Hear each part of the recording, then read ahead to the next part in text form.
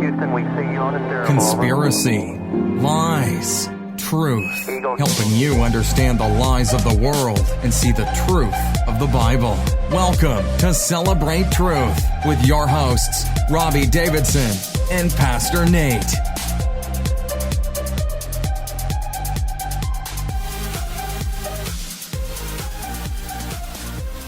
Hey, it's Celebrate Truth Radio. This is episode 14th. I'm your host, Robbie Davidson. My awesome co-host, Pastor Nate Wolfe, is in the house tonight. What's up?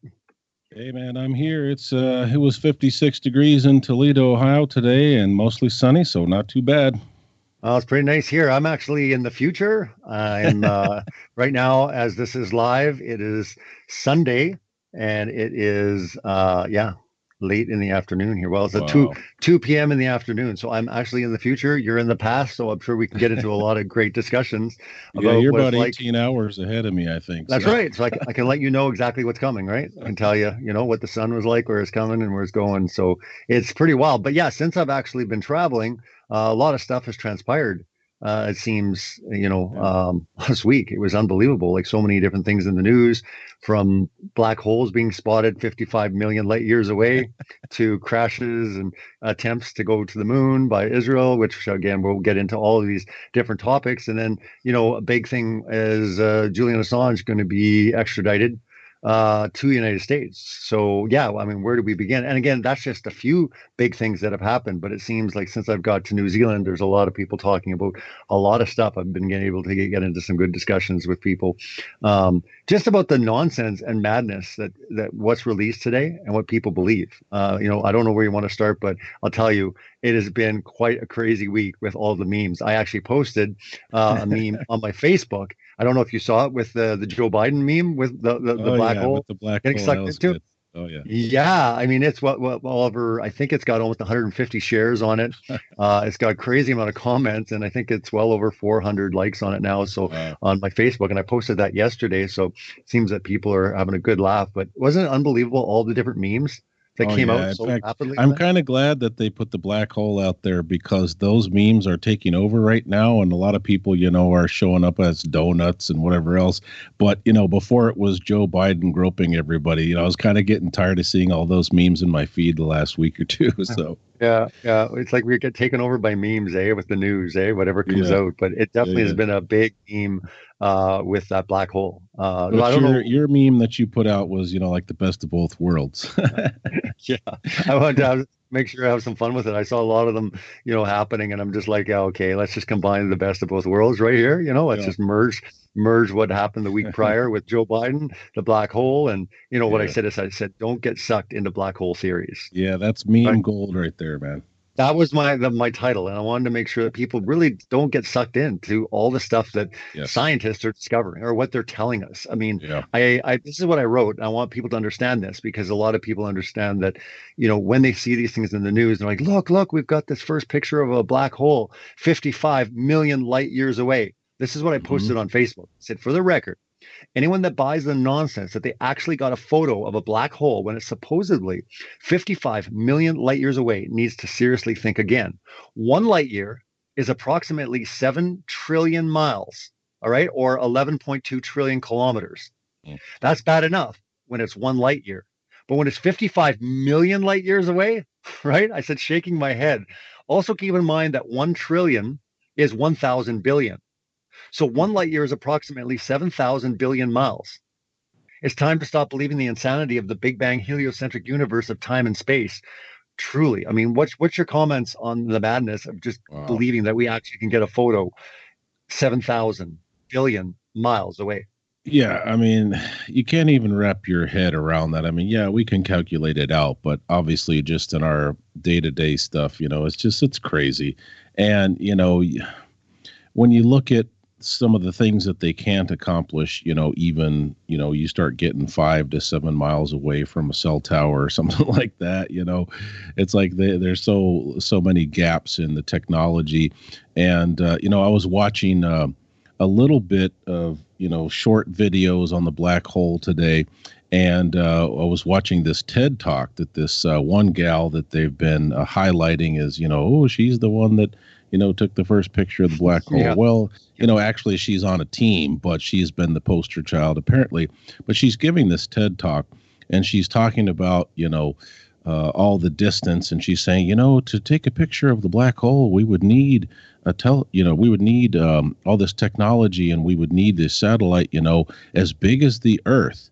And then, so they say we would need one as big as the Earth, but then they say, well, what we did, since we couldn't have one as big as the Earth, what we decided to do is just link, several across the globe, and so it's like, okay, so you're telling me that you need one as big as the Earth, but now, since you can't do that, obviously, linking a few satellites, 8 to be exact, around the quote globe, that's going to do it for you. I mean, that just seems ridiculous to me.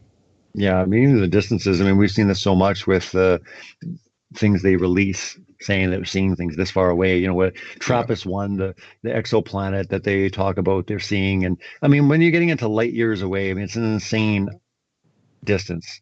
It's absolutely insane. And that's the word I can best describe it, is insane. And the insanity of people believing this and saying, yep, this is exactly what we're going on, and transitioning into the idea that, Israel is going to send a probe or a robot and to the moon, and it crashes, right? Yeah. So when I was discussing with a bunch of people here in New Zealand, making them think, because that's what I try to do. I mean, I don't really need to even bring up flat Earth to have good dialogues with people. Let's just bring up the idea that, what truly is going on here. They had no problem in the 60s and 70s getting men back and forth. No problem, And it's like they're trying now, not even unmanned, and they can't do it. They're crashing, right? But again, this is the whole storyline for them, and it seems more believable. It crashed. Oops, we failed. I don't know, how they decide which country fails and which succeeds. But the idea that, we're now 2019, and some people, when I was having a discussion with them, were saying, well, I heard that the U.S. are planning to go back. I'm like, yeah, but they just keep kicking the can down the road, more and more with this. And that has been. But I did a video on where Trump, behind scenes was saying to NASA, like, look, can you land this? I will give you the unlimited budget. If I give you an unlimited budget, I mean, it's not bad enough that they're getting $56 million per day. But he said, if I give you an unlimited budget, can you get back? And they said, no. First of all, they were talking about Mars, but then also he was perplexed in the fact that why is it taking so long to get to the moon? Because for him, I'm sure in his mind, he's like, hey, he'd like to be the second president or whatever, to have men land on the moon and, it'd be remembered that way and stuff. And they're just saying no. And he's like, wait a minute, like, how is it you can do it in the 60s and 70s? And yet look at all the advances in technology. It really, truly is the only technology to go backwards. Yes. And that's the thing is, it's like, you got Don Pettit with this, famous line of, we destroyed the technology and it's a painful process to get it back again. So, America doesn't have that technology anymore, but Israel does, and it's interesting because when you think about it, there's only been 3 countries that have supposedly been to the moon, right? You've got the U.S., you've got the former Soviet Union, and you've got China, right? And now Israel, and I was watching a little clip from one of the talking heads in the Israel space program. And actually, it's interesting because they've tried to bill this as it was it wasn't, it was some, what do you call it?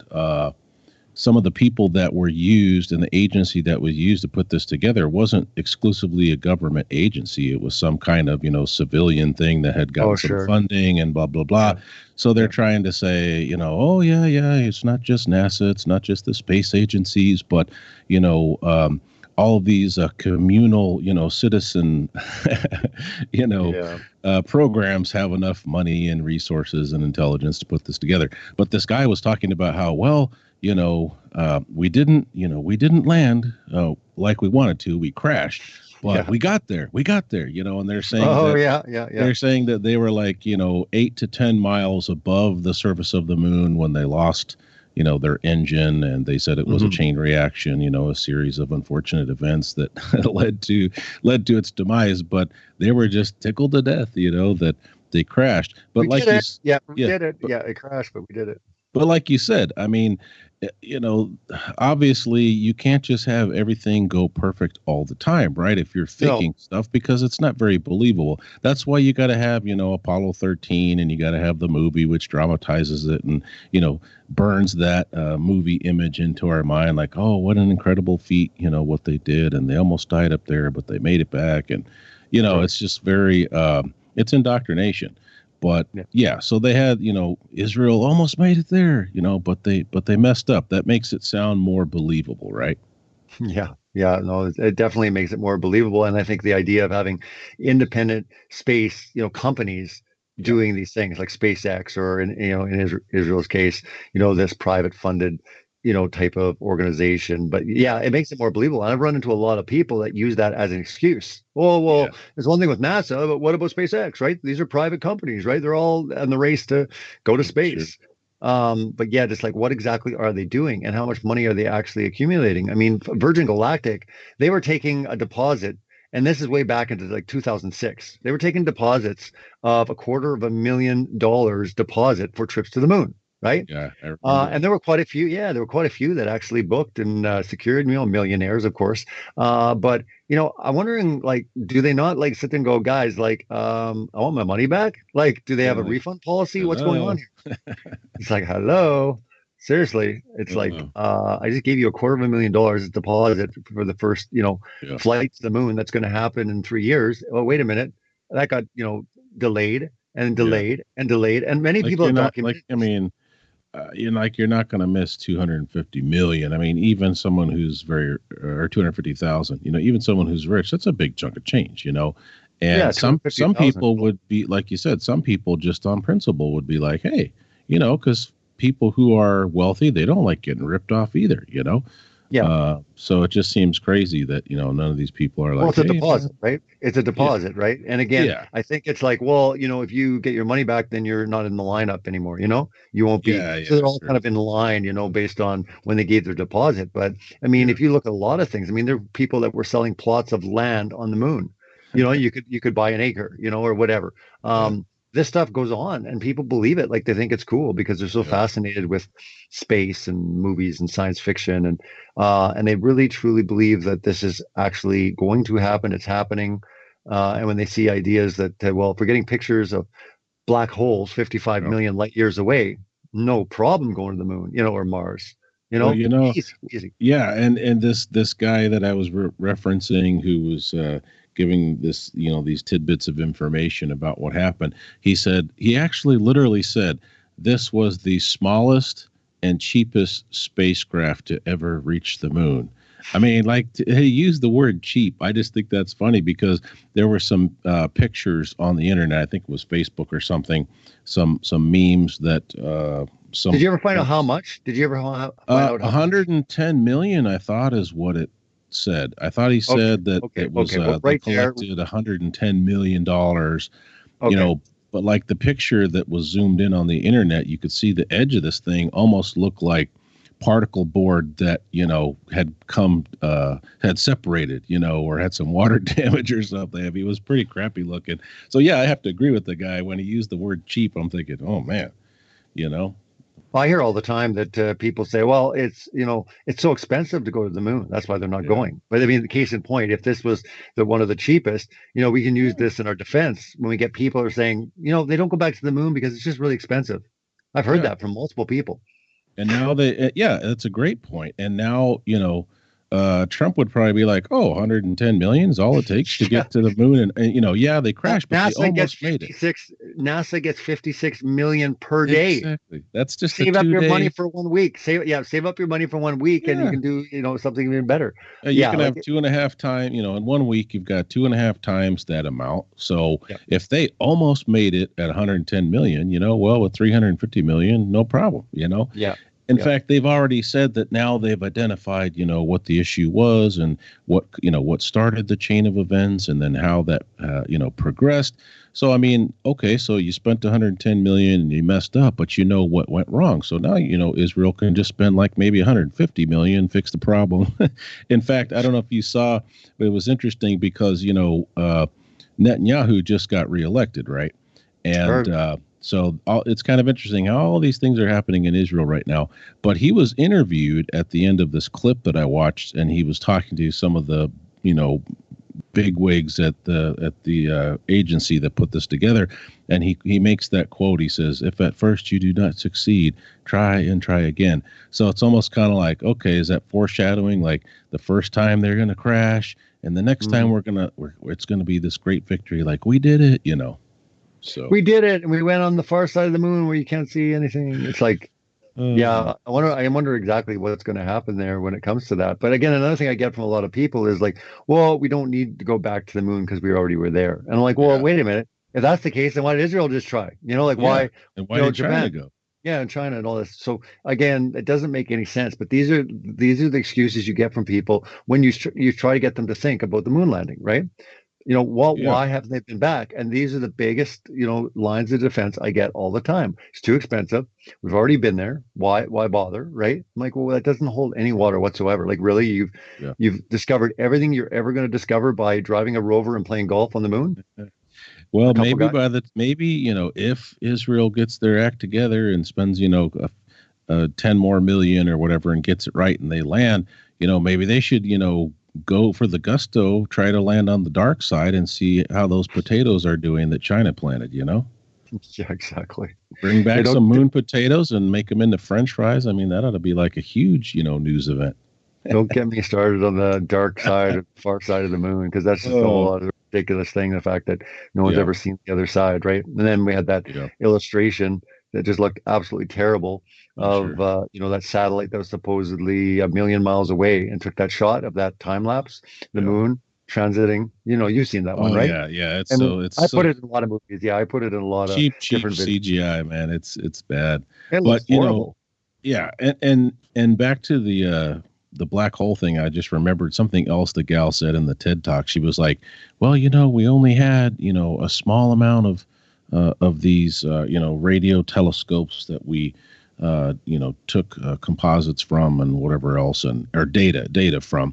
And she said, well, actually the spin of the Earth aided us because, they were able, basically, here's how they were able to get a complete picture from the data, right? Because obviously if you only have if you have 8 of these radio deals on the Earth, on a globe, right, as they're saying, that's spread out around, several different areas. That doesn't give you very much coverage. But, lo and behold, since the Earth is spinning, what it did was every time it went around, it enabled these 8 radio telescopes or whatever to go ahead and get data that filled in the blanks, right? And so that gave them a complete picture. So thank goodness the Earth was spinning, right? Or else they would have had incomplete data. It's just crazy how, all of this, all these supposed facts about our world actually, helped us get the information that we needed. And of course now, they're patting Einstein on the back now, saying his theory of relativity and all this other stuff. Basically the photo proves that, Einstein was pretty dead on, Yeah, of course. There's all sorts of problems with Einstein and getting into floating in gravity and all these type of things that we talk about. Speaking of gravity, I'm upside down right now. Thank goodness for gravity, because I would be flying off the ball right now. But I mean, realistically, you bring that up and people kind of laugh and say gravity. But if you think about it, if you look at a globe, at some point, based on another person's perspective, somebody is upside down. They have to be. Yeah. They have to be, right? Like, I think that alone, like if people just stopped and really thought about that alone, just staring at an image. I did another post on Facebook where I showed that myself upside down in New Zealand, but I show an illustration of the globe with a bunch of people there. But the reality is that somebody somewhere on the globe is upside down, right? And it's like the idea that we're all right now, even listening to this, we're not upside down. We know we're not upside down, right? Yeah. We know that we're right side up. And these are the type of things that I think scientism has done such a number on people where they don't really have the explanations, they don't have them scientifically thought out. I mean, I get this all the time that people are like, well, why are you so against science? And don't you understand science? Or are you a scientist? Yeah. Right. And I always sit there and say, well, Bill Nye is not even a scientist. And yet, you have him on every show talking about science. What does that have to do with it? So I love saying that because a lot of people think that you need this degree or you need to be an actual scientist to actually be able to speak properly on this topic. What we're doing is we're just saying, look, if you're going to classify something scientific, show us, tell us, give us the experimentation, give us the method to be able to prove this scientifically. It has gone so far away from science. I mean, you and I obviously know this, but many people are listening, they might be holding on to it still. And it's really, really upsetting to me how much stuff they can get away with absolutely zero scientific backing. Oh, yeah. And, it's funny to, when you listen to some of the quote scientists, how unintelligent they seem. And, of course, Don Pettit, he gets a lot of, he gets the bad rap, as one of the silliest, looking astronauts. But it's like just the way that he says certain things. It's like, really? Like, you're the best and the brightest. You like, give me a break. Mm-hmm. Yeah, that's the thing. And they have these guys like Neil deGrasse Tyson or just the people that they prop up in the media, you know what I mean, to talk on these topics.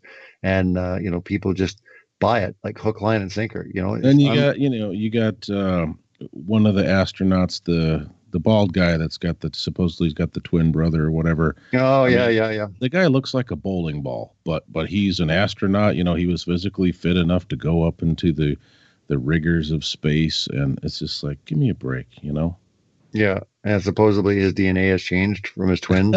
Yeah. Yeah. And I saw somebody post on Facebook. They were like, twins don't have exactly the same DNA to begin with, because if they did, they'd be an exact copy. Right. Yeah. And we call them identical twins. That's sure. A misnomer. There is. Yeah. They're claiming though the DNA's changed. They did a test before he went to space. Yeah. And then they mashed it afterwards and it's all wacky and changed. And you know what I mean? But sure, so that they're trying to, support this by. Oh, yeah. Because he supposedly spent a year in space. Right. Mm-hmm. So obviously that's going to give you some issues, Correct. Yeah. Yeah, you're going to have some issues, being up there and floating around and being in a vacuum. I mean, that's a whole other problem, being in the vacuum of space, right? Yeah. You got all sorts of problems when it comes to even space travel itself, mm-hmm. being able to actually maneuver or even thrust on based on a vacuum. And then you're getting into, having a pressurized system next to a vacuum. Yeah, with no physical barrier. You need a physical barrier. I mean, and this is just science, right? People can laugh, say whatever they want, but truly anybody will understand that you need, in order for a pressurized system to exist beside a vacuum, you need a container, right? You need a physical barrier. And this whole idea that, no, and they say all sorts of different things, like it's, when they get into the atmosphere. But I mean, this is where this topic and where people are ripping in. Like, it's an interesting time to be alive, because there's never been a time when so many people are ripping in to so much of what so-called science have been teaching us. For the longest time, it was like, let's go against evolution. Let's just stay there. Yeah. Let's just kind of deal there. But there's never been a time where it's just been an assault on all things scientism. Saying, look, this is truly not scientific. I mean, it's pretty radical if you think about it. There's never really been a time like this. Oh yeah, it's crazy. And the ability for us to, research things and, to watch stuff real time. I mean, we can start investigating the claims of scientism like right off the bat. And, of course, here's the thing. They always want credit, right? The pride is there. They want the credit.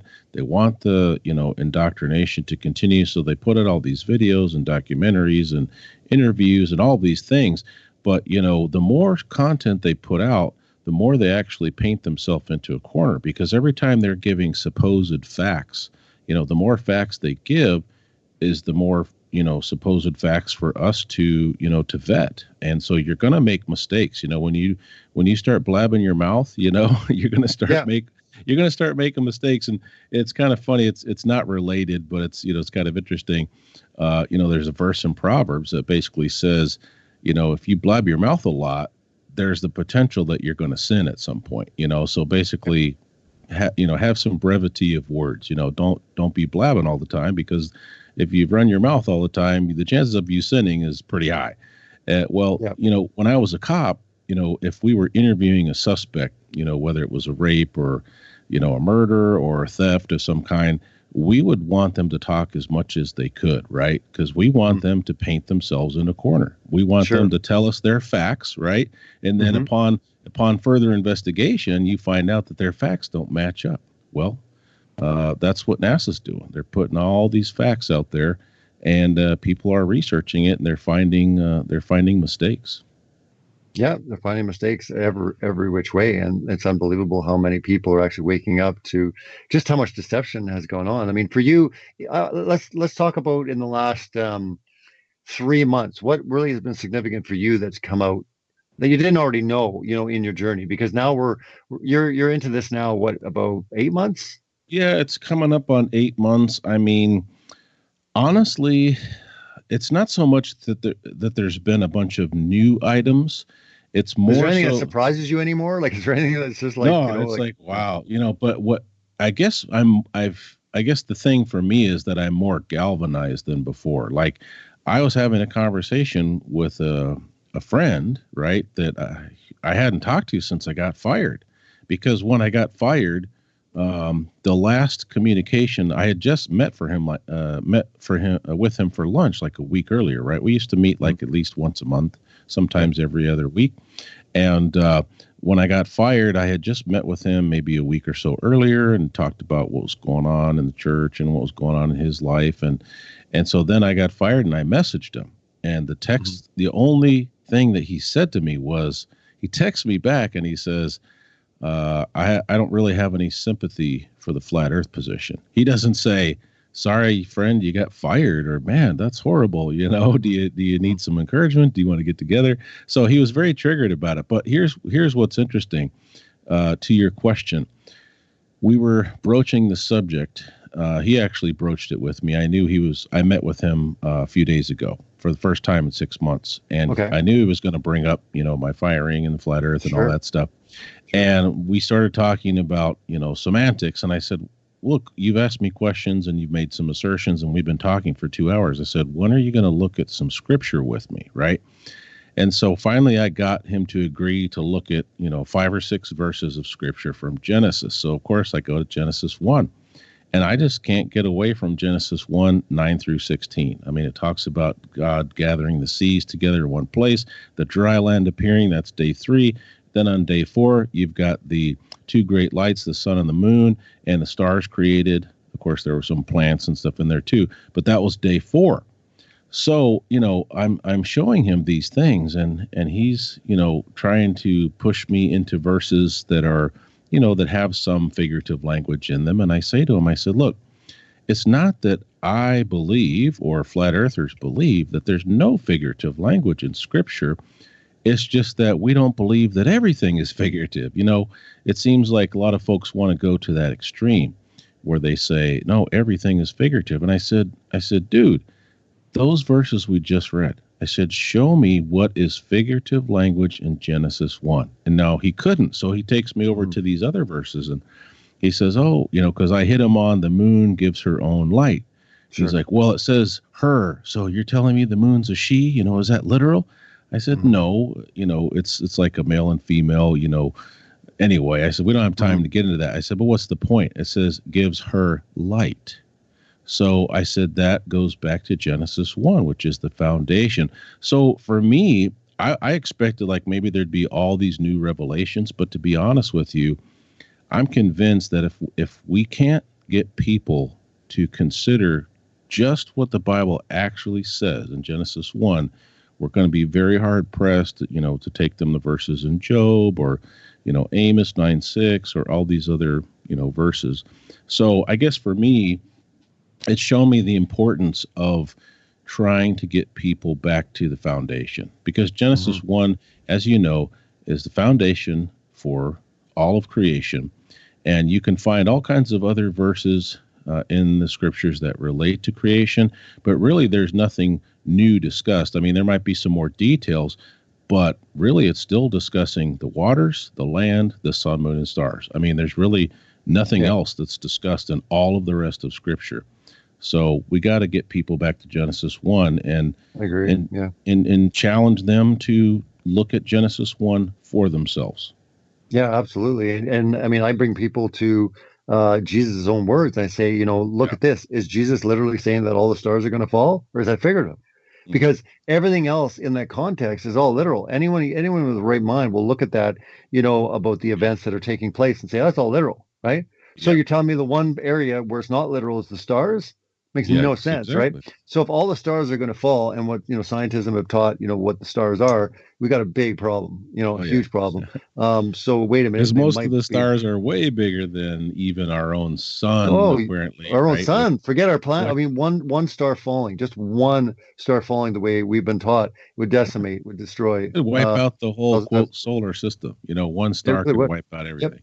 Yeah. But you make a good point, and I brought this friend, and he's a brother in Christ. I told him, I said, look, I'm not telling you that this information is a salvation issue. I'm just telling you that this is a truth issue. It's a fact issue. It's a, do we trust in God? Do we take him at his word? And I really kind of got him, because he kept trying to go outside of Genesis 1. I said, look, we're talking about Genesis 1. Let's just deal with Genesis 1. And he says, oh, it's all figurative. I said, so where it said God made the two great lights, blah, blah, blah, that's figurative? He's like, yep. I said, okay, so what about the rest of the stuff in Genesis 1? How about Genesis 1:26 and following, where he said, let us make man in our image? Is that figurative? I mean, he kind of just started blinking like, and I'm still waiting for him to show me some language in Genesis 1 that is figurative. But honestly, Robbie, I'm just like, look, it says God created this item or these things on this day, and he gave the purpose for why they were created. It's the most straightforward language you're going to find in Scripture. So have you not had anyone that used this? Because, there's always this argumentation saying, look, God could have created the entire universe in whatever order he wanted to. It doesn't have to follow the Big Bang narrative, but the fact is he still made the stuff the way science says they are. Science is just wrong based on the order, right? Saying it came this way, it was suns, then it was earths, but could God, we would all agree that God could do whatever he wants, right? Sure. It's not like, he couldn't do it. He could speak anything into existence in any order, any way he chooses. So what do you say when someone brings up that argumentation saying, okay, I hear you. You're reading through Genesis. I agree with you. It's all literal. Sure, he created everything. Yeah, and he created in that order. Then what? It's still a globe. It's still, there's billions of planets, and the stars are still big. And it's just, so what I'm saying is, the order itself, how do you get around that if someone's already agreeing with you saying, yeah, okay, I'll give you that? Well, that's the thing, is a lot of people, like you said, they will say, well, God can do anything, and then they'll start getting, way off, and they'll say, well, can God make a rock that's so big that he can't pick it up? Like, come on. Let's not talk about an atheist here. Most Christians will never use that, because I agree, that's really bad. But I'm talking about, let's just, in the context of talking to like a brother or sister that's really trying to, honor Genesis in a literal fashion, but still believe in the construct and what we've been taught from an early age. Maybe not the sequence or even the years involved, but just the, I guess, shapes. Well, I guess I haven't had a lot of conversations like that. It's possible that maybe I have had in the past, but, the big thing, I guess, would say we could spend our time talking about what if, but if we do that, we're missing out on what is. I try to take people back to, look, it says to not go outside the written word. That's in the Corinthian letter. So let's go back to, again, you could say Genesis 1. Where does it give us any indication that those things are true? Could they be true? It's possible. But again, where it says sun, or it says the two great lights, and it says, and he made the stars also, there's no mention of planets, So again, I think we have to engage people with, this is what's plainly stated. Are you going to, believe what God said, or are you going to try to, basically open up to every possibility and say, well, God could do this and God could do that. And that's, that's where the whole, theistic evolution thing really comes into play with a lot of believers, because they say, well, he could have created this rock to look like it was 10 billion years old or whatever. And it's because they don't want to lose face, with their non-believing friends. They don't want to look like they're idiots, right? Because after all, as you know, science is king, right? Scientism is king. And so I think a lot of people, they probably don't realize it, but when they make arguments like you're describing and they try to open up for all kinds of other possibilities, what they're really doing is saying, I don't want my friends to think I'm an idiot. So I'm just, the more possibilities I allow for, then it gives me all kinds of wiggle room. But as well as I, because you've been in this a lot longer than I have, you have taken a stand based on Scripture, and not just with flat Earth, but with the gospel. And I mean, if you had a nickel for every time you quoted, John 14:6, you could retire, But it's like, you take a stand on that, and you're making a declarative statement. You're saying, hey, I'm going to trust what God says here. Which, by the way, is a very offensive verse. Yeah, in this context to a lot of people. Yeah, because it's saying, he's the only way. He's the way, the truth, and the life, and no one comes to the Father except through him. So, yeah, I mean, I think now in our boldness, we don't need to be jerks, right? Because boldness doesn't mean we're a total jerk, but we can be bold and respectful at the same time. We can have convictions. Yeah. Speaking of which, we watched. I'm not sure if you're familiar with the God's Not Dead series.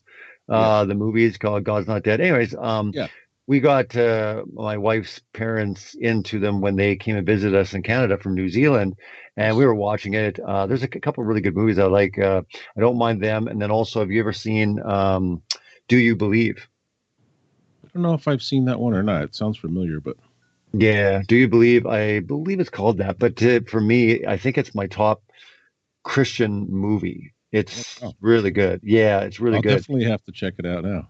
Yeah. Well, anyways, I just like it. Just the storytelling, just the way it all comes together, and everything about it. So we're watching stuff because they had never seen it. So we're watching that one. We watched God's Not Dead. Well, anyways, they had got, I guess, number 3. I had never seen number 3. So we watched it last night. And just to kind of talk what you're talking about, it actually has a very powerful message in there, because it kind of talks at a certain point, are we called to fight and yell and do this? Or at some points, are we called to like sacrifice? You know what I mean?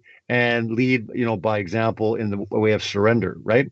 And kind of like looking at Christ as our example and how he, dealt with things. So anyways, all I'm saying is it ends that series in a very profound way, different than you'd probably think if you're familiar with the movies. But it was a really powerful message, but it really conveyed the fact that Jesus called us to being a lot different. And, to your point, that just because we have the truth, or we're saying, the gospel, this is the truth, we don't have to be jerks about it, right? Yeah. We can be loving. There's ways to go about it. I think Christ obviously is the best example when you're looking at any type of way of role modeling on, how to present this, right? Sure. Any type of truth. And when we're definitely talking about the Word of God, or we're getting into Genesis, we're getting into creation, we have to understand that too, in that context, that we can't be puffed up, right? We can't. That's a very good point. Yeah, that's a very good point, because, I think that folks, when we get really zealous and enthusiastic, sometimes we can, it's almost like this. When I was in full-time ministry working with congregations, right? Every year I would take 2 to 3 trips that were ministry trips. I would go to ministry seminars and, different things. Lectureships, at some of the Christian colleges on different themes, different spiritual themes. And so I would go to these conferences, and, they've been planning this, like the fall lectureships that I usually go to from the Christian university that I graduated from. And, they plan that for a whole year, and they select their speakers. They've already selected their speakers for the following year during that year's lectureship. So all these people are planning for months and months in advance. They bring their A game, and a lot of times they're bringing out, fresh insight that you just never thought about, right? So whenever I would go, it would be very exciting. It'd be very uplifting. I'd take all kinds of notes. And of course, the congregation always knew when I got back from one of those. I always had a lesson where I shared some of the key points that I learned, and I always had to remind myself, I've been gone for 3-4 days, listening to these speakers, engaging with these topics, taking notes. I've had time to process it, had a long drive home or a long flight home to process all these things. These folks, they're getting hit, they're getting, cold clocked, Sunday morning, having never been or heard of any of these things, having never had the time to process. And so my point is that in my zeal, I had to be careful that I didn't just, unroll a scroll on these folks. I had to take it slow. I had to, be respectful. I had to, take it in pieces. And I think relating to the true biblical creation, we need to do the same thing, because we have, you've been, in this revelation for over 3 years now. I've, probably closer to 4 years. I've been in it a total of just barely 2 years, just from the whole start of when I first watched your video, the global lie. And so, it's kind of like that verse in Titus, where it talks about basically, we were once foolish and ignorant like them. So, I'm paraphrasing, but be patient with them. In other words, don't look down on people. Remember that you were once ignorant and foolish, and you were once separated from the promises, right? Sure. Yeah. Well, I think we can make that same application with our understanding of the true creation. We can't just unload on somebody, the first 5 minutes that we're talking to them. And if we come across as, you said pride, Scripture says knowledge puffs up, right? So we have to guard against that we don't come across like, oh, Nate thinks he knows it all. He's got it all figured out. I mean, that's prideful, Yeah. That's going to be a turnoff. So. Yeah, to a lot of people, obviously, to most people, it would definitely be, it would turn them off when someone comes across that way. But yeah, I mean, when you're looking at everything and you're looking into all this information, it's important just to keep it in the proper context, right? We all were there. But also, are we being woke up for a reason, right? Was it by our own accord? Was it because, we're smarter than our neighbor? No, it's not the case at all, right? And we need to be humbled in the fact that, it's a huge responsibility, but it's also an honor to be an ambassador, not just for Jesus, but also for, his truth. Right. And yes, we'll be ridiculed, we'll be mocked, we'll be laughed at, but let's just, look into the New Testament and see how Jesus was treated. Right. Well, he was mocked. He was laughed. That's a really, it's a really good point that you made, because, remember when Jesus is talking to the 12, and he says in Matthew chapter 16, he says, who do people say the Son of Man is?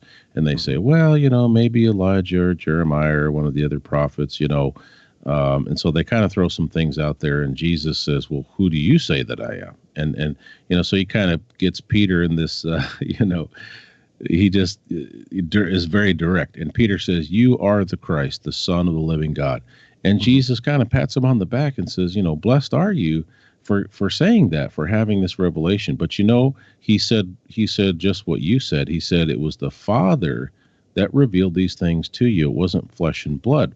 So I agree. I think that for whatever reason, those of us that have come to this knowledge, we have been blessed to see that truth, to see that light, and we should make sure that we're not prideful.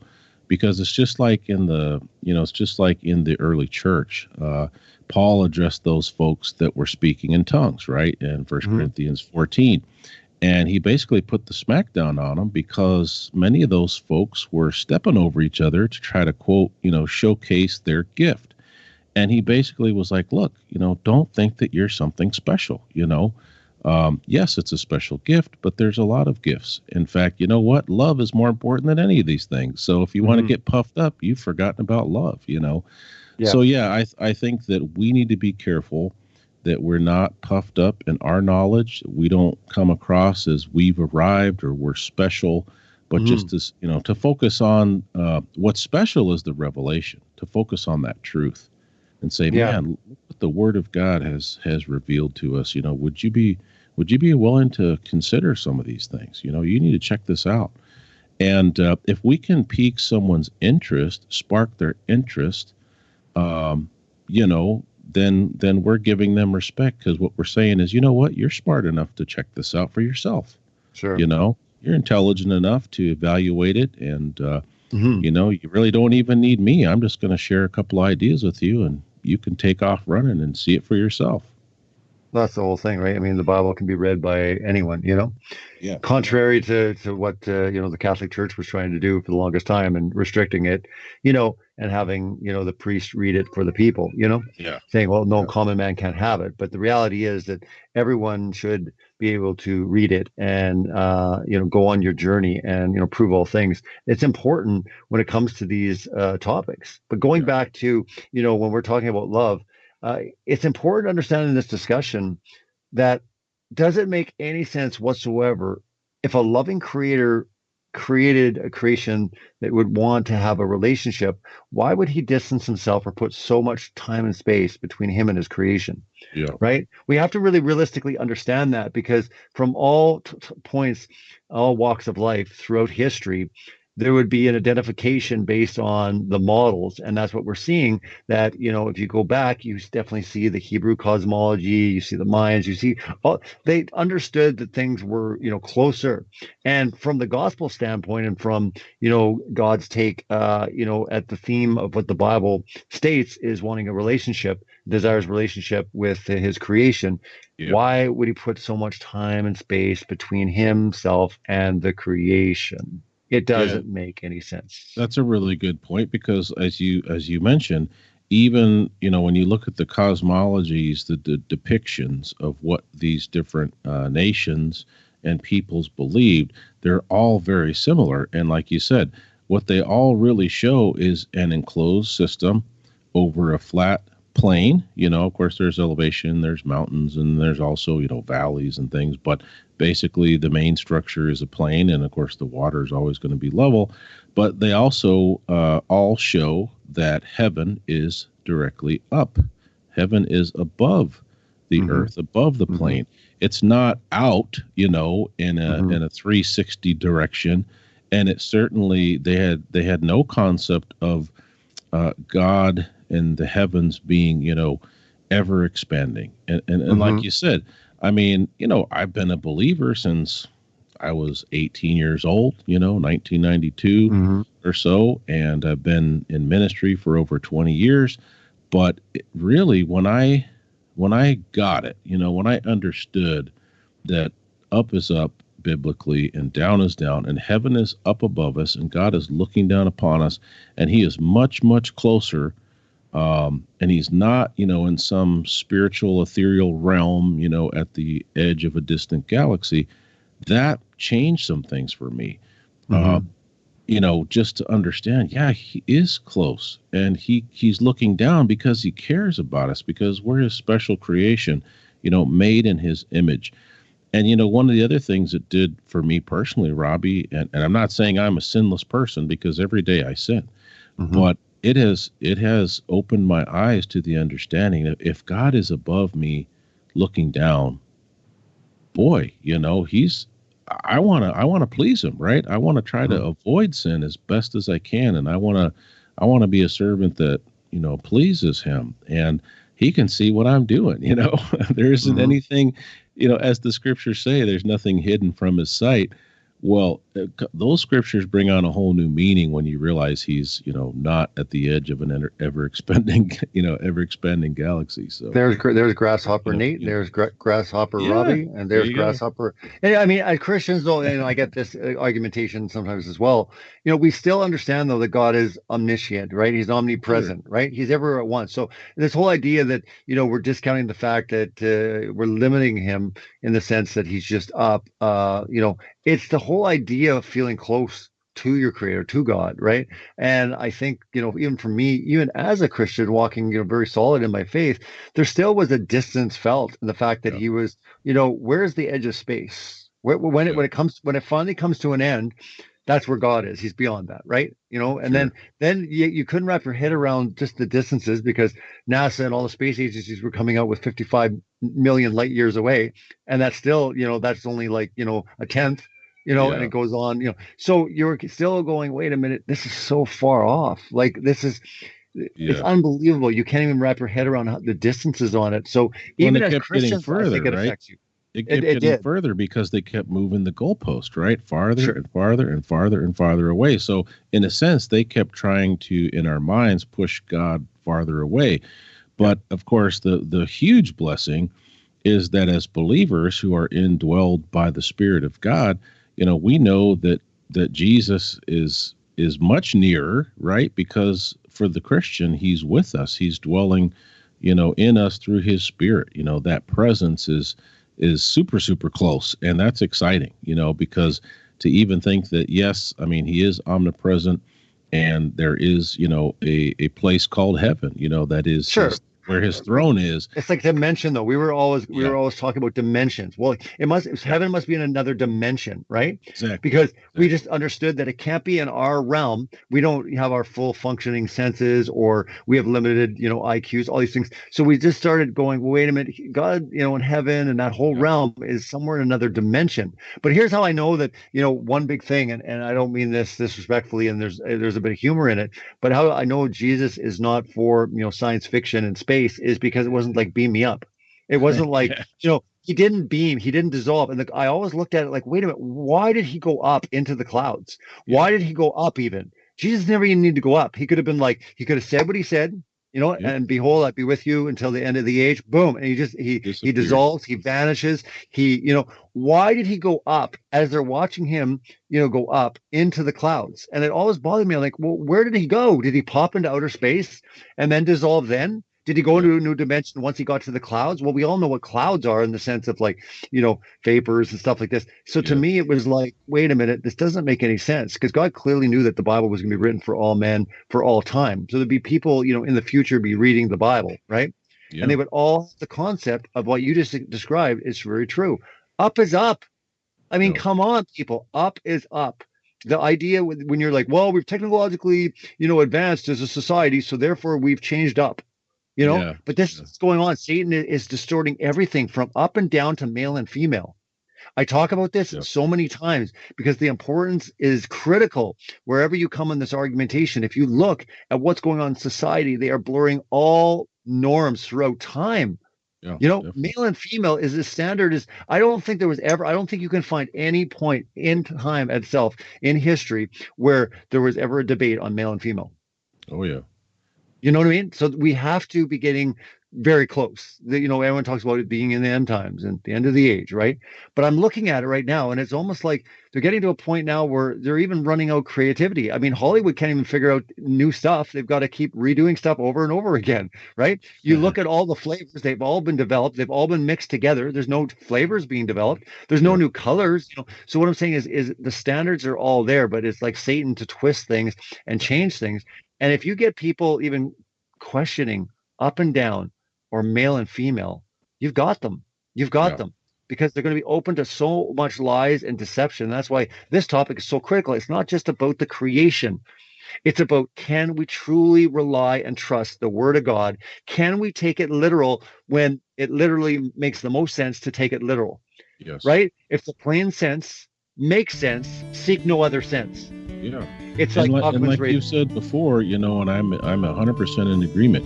Even with some passages that do have metaphor, right, or simile, or even with parables, right? Some parables are parables of actual things, and some parables is like, hey, a certain guy did such and such. It's not talking about an actual person, but it's illustrating a man was doing this was his activity, here's the story. But even parables and metaphors and similes, whatever illustration is being used, the point of the lesson or the story or the parable is to teach a truth, right?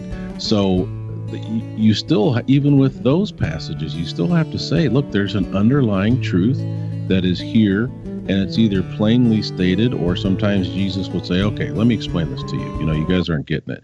And he would just come right out and say, this is this, and this represents that, and here's what's going on. I mean, so even those things are very plain. Yeah, absolutely. I mean, we'll get into more of that in hour 2. We're going to be going to the break here. First hour flew by. I'm Robbie Davidson with Celebrate Truth, and I'm with Pastor Nate Wolfe, Fired for Truth. You can catch both of us on YouTube. Check us out through Facebook, many different links. They will be in the description once this hits YouTube. But anyways, we enjoyed the first hour running through, showing the importance of not just the Bible and everything that we can rely on it, but also getting into the importance of looking into all of these news items that are happening, where more and more people are truly getting sucked into black holes. The opinions expressed on this radio station, its programs, and its website by the hosts, guests, and call-in listeners or chatters are solely the opinions of the original source who expressed them. They do not necessarily represent the opinions of Revolution Radio and FreedomSlips.com, its staff, or affiliates. You're listening to Revolution Radio, FreedomSlips.com, 100% listener-supported radio, and now we return you to your host.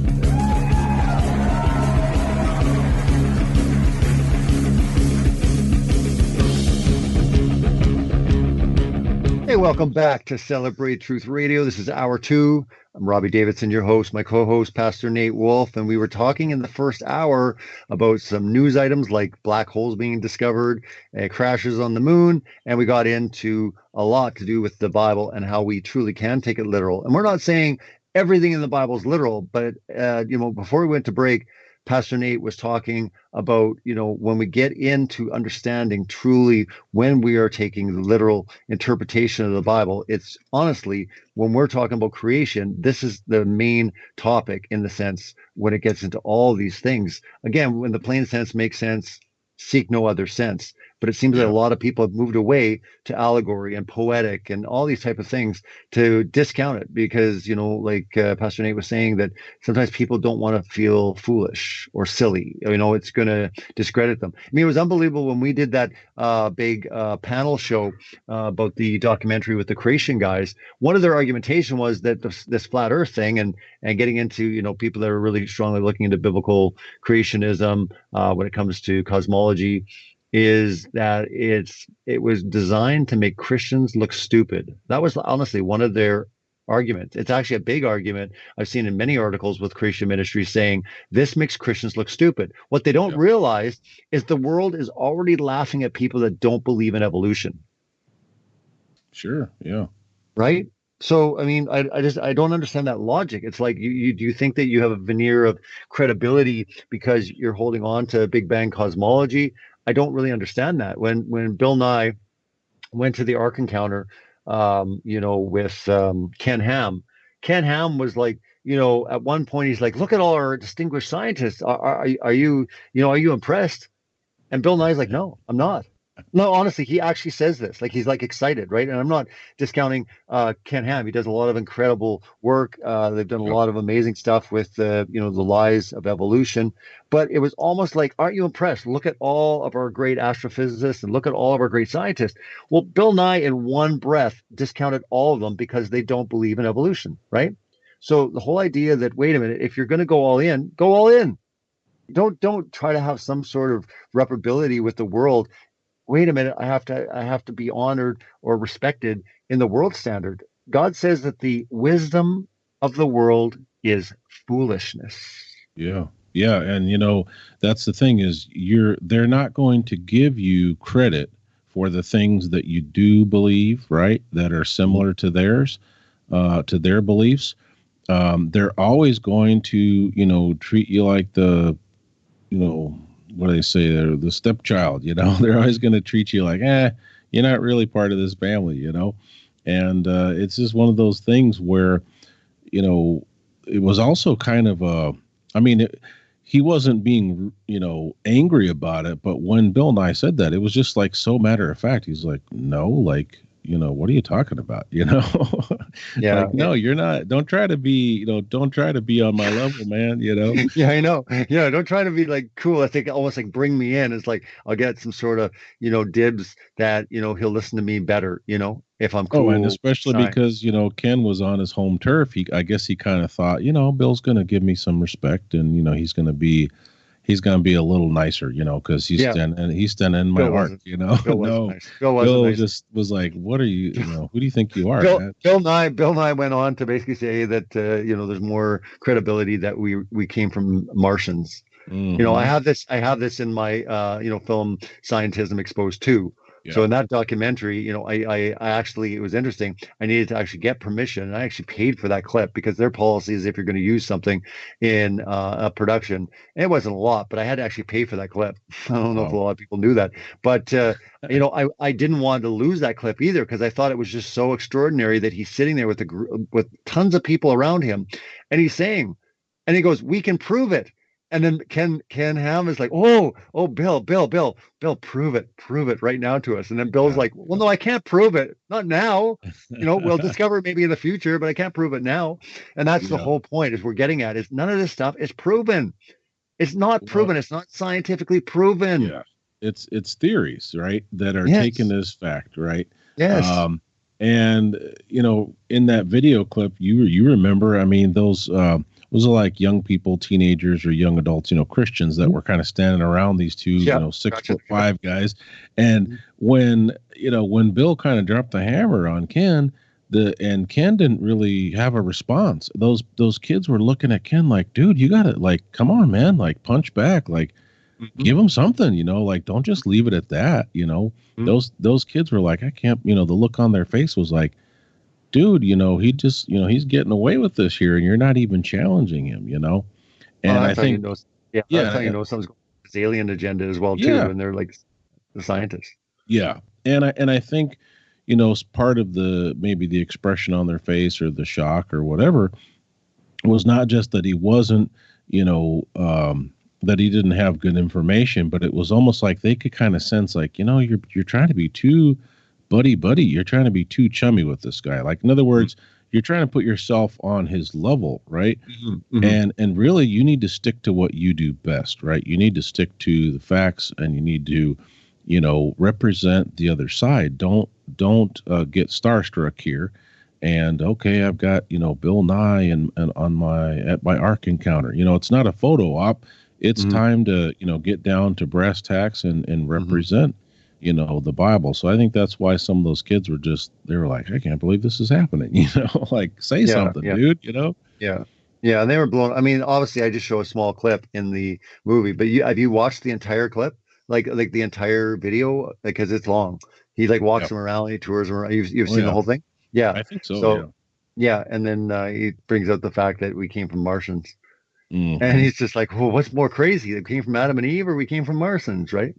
So, I know Ken Ham was kind of shaking his head too. He's like, really? Like, you call us crazy, and you don't think it's crazy that we came from Martians? And that's the reality, is that people don't believe it's crazy that we came from Martians, right? Yeah. Because the evolution narrative, it basically, it screams out, this is the only way it could have happened, right? Sure. Or that, that there's something to that. So I think they're moving more in that direction. And we're going to see that, with a lot of the new age agendas also, when it comes into the end times, and bringing this all together. But cosmology and just everything that's taught through science, but also, space. And when I say space, I'm talking about the agencies, I'm talking about the modern day, versions of cosmology. All this stuff needs to be brought in together. And really, if you look at all the cosmology, it's what births and brings in evolution. You really can't have the evolutionary model. You can't have dinosaurs. You can't have any of this kind of stuff without the Big Bang heliocentric universe they've all kind of presented. And what's so startling to me is when you actually really just look into it, there really is nothing scientific about it. Yeah. And this friend that I had lunch with the other day, he was saying, well, I don't believe in we were talking about the heliocentric model. And he was like, well, I don't believe in the Big Bang. And I said, dude, I didn't start sharing truth so that I could refute your personal heliocentric belief. I said, I'm taking the mainstream accepted, what's pushed in the mainstream by atheistic scientists, all those scientists that are accepted at the top, and all of these guys that, like Bill Nye and Neil deGrasse Tyson and all these guys that go on tour. I mean, these guys, are all atheists. So I said, what I'm comparing is, what did the Word of God actually say? What does it say with what are they saying is true?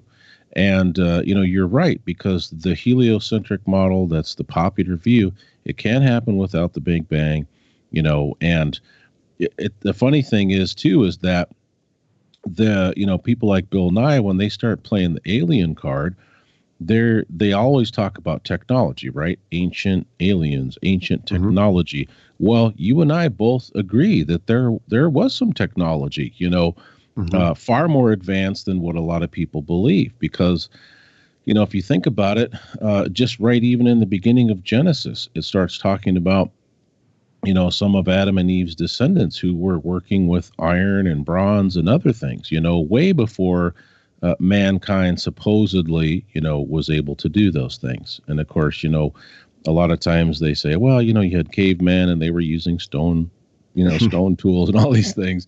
Mm-hmm. And then also the Book of Enoch, whether you believe that the Book of Enoch is, legit or not, you have to recognize that it does speak to this issue of secret knowledge or technology. Now, you and I would say, well, that's the fallen angels. It's not aliens. And that's where the discrepancy is.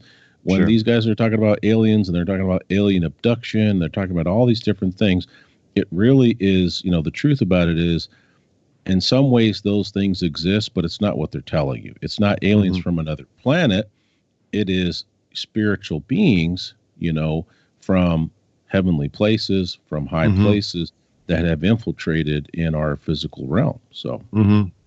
Yeah, no, absolutely. And they keep, putting this stuff in our faces all the time, right? But yeah. it blows me away. I mean, and then we get on a plane, me and the family, we come to New Zealand, and it was actually really funny because, apparently I've been in the New Zealand news a bunch, and there's been a bunch of people like recognize me.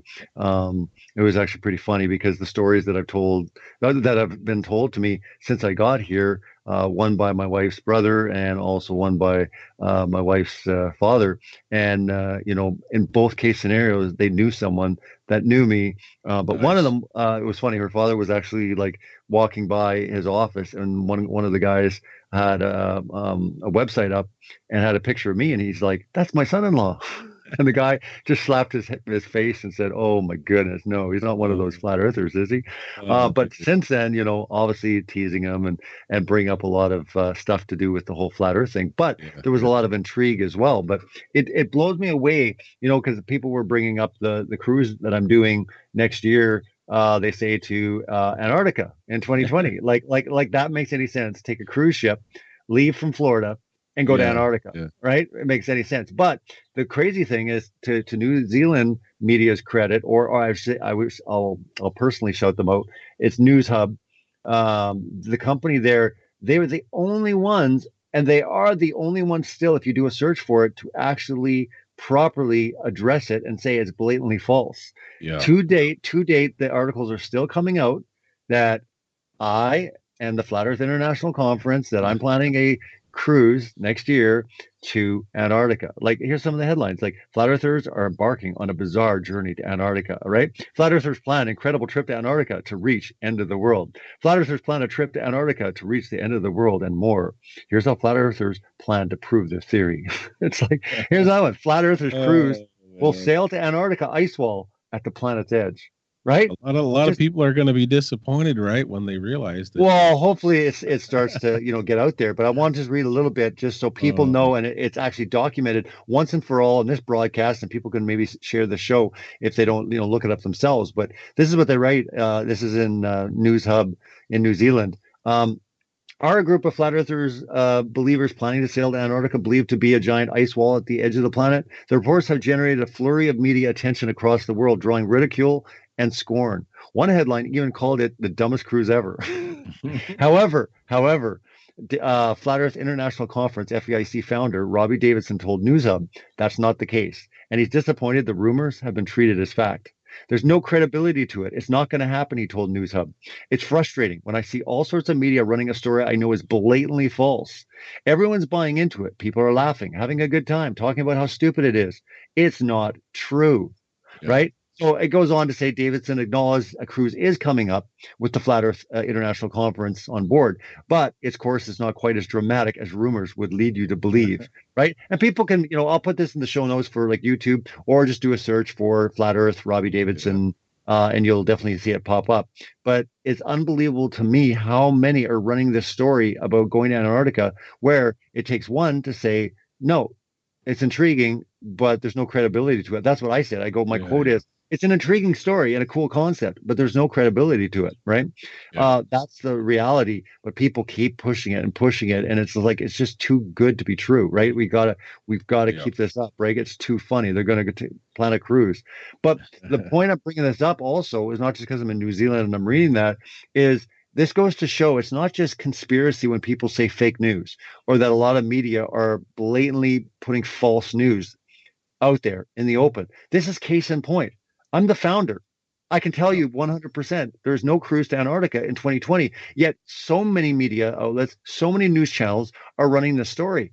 Where did they get that information from? You know what happened is one person basically put it out there and everyone had to jump on it without even calling me to get the facts.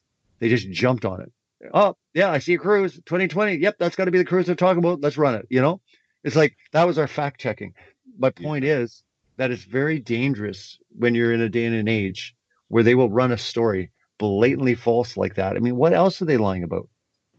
Yeah. And, you know, it used to be that the media, you know, they report, and the news especially, they reported the facts, right? And they would check their sources and they would vet information. And it's not like you're a difficult guy to get a hold of. I mean, you have a phone, you have, you know, emails, you have websites. I mean, it would be very easy for someone to reach out, and you're used to coordinating, you know, with media, and you make yourself readily available. Mm-hmm. So, you know, how hard would it have been just to check that source, you know? But like you said, they weren't concerned about facts. They were concerned about sensationalizing because it sounds great. Like, oh my gosh, this is crazy, man. This is good stuff. Mm-hmm. But, you know, just from a practical standpoint, even if you got a wild hair and you're like, yeah, we're going to do this, man. We're going to raise money. We're going to charter this cruise ship to Antarctica. I mean, first of all, it's just not even financially feasible. But you know, how long would it take to get to the ice wall from Florida? I mean, this would be a pretty long cruise. You need ice. Man. You need icebreakers. I mean, yeah, you need icebreakers. You'd need all kinds of support, and I mean. It's just crazy, you know, but it's still going. It's still going. I mean, I to date, I'm saying over 10 film companies have contacted me about it. I've had like, not honestly, documentaries, movie companies, right? The whole concept and stuff, you know, selling the rights. It's just ridiculous. And it's like, okay, well, whatever, go do it. It's not through me though, you know, do it yourself. Like whatever. If you obviously think that is wise or even makes sense. You know, it makes no sense whatsoever. I mean, there's one cruise, speaking of New Zealand, there's one cruise line that goes from New Zealand apparently to Antarctica. It's majorly expensive. Obviously, you need permission, the whole thing. And I was talking to a few people here already, family, because they were saying, oh, you can take a cruise, you can go there. I'm like, yes, you can go to Antarctica. You can go to a ceremonial pole, but you cannot go explore there. People have this idea that, like, I can do whatever I want in Antarctica. No, you can't, right? Good. You got lots of money. You can't even do that. You know, you go to Washington, D.C., right? The capital you know, of the United States. I mean, I've been to 2 trips with 2 different of my kids, you know, here in this area when they're 8th grade, they go on DC, you know, that's just the trip they take. And I've been out there twice, and I can tell you that you can see, you know, very little, especially certain buildings, you know, sometimes you can't even access them, right? Yeah. It's like, and you expect that we're going to be able to go all the way down there. And with all the secrecy and all the different, you know, operations that have taken place down there and the treaty that's been in place, you know, the longest lasting treaty between multiple nations that there's ever been. And we're just supposed to be able to be like, yeah, let's just, you know, let's disembark from the cruise ship and kind of stretch our legs. Where are we going today, guys? You know, hey, well, let's just head off in this direction, man. Let's just go for it, you know? Let's just go for it. Yeah. No, exactly. Well, anyways, in conclusion with this article, this is what it says here in the end. It says, this is speaking about me. He encouraged people to take time to do their own research and decide what to believe, pointing to his own experiences with the Antarctica rumors as evidence. You can't trust everything you read. You can't believe in something. Oh, sorry. You can believe in something all you want. But the question is, what's the truth? Davidson said. What I'd say to people is, listen, don't believe a word I'm saying or what any of us are saying. Go out and do your own research. We're not anti-science. At the end of the day, it's not about believing the earth is flat. It's about, can we have a dialogue, come together and have a good discussion, and let's bring all the evidence to the table? Or is there just going to be name calling and ridicule? The rumors have come about shortly before the New Zealand Flat Earth Expo, which is being held in Auckland next month, News Hub.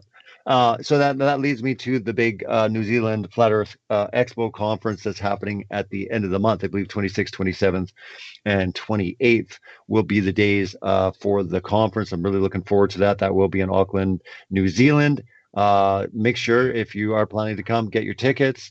It's going to be awesome. I will be opening with Exposing Scientism. I'll be opening the conference and getting into that. Mark Sargent will be coming on shortly after me.